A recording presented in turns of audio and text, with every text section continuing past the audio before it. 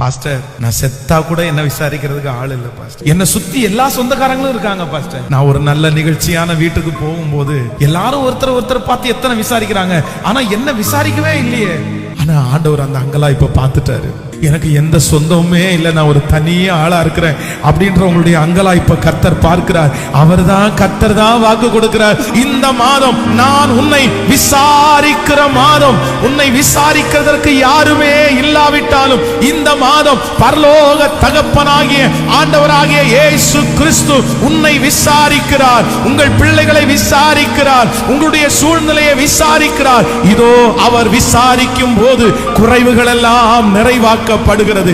அவர் விசாரிக்கும் போது இதுவரையிலும் கிடைக்காத பலன் உனக்கு திரும்ப கிடைக்கிறது. அவர் விசாரிக்கும் போது செத்து போன இடத்திலே மறு வாழ்வு உண்டாகிறது.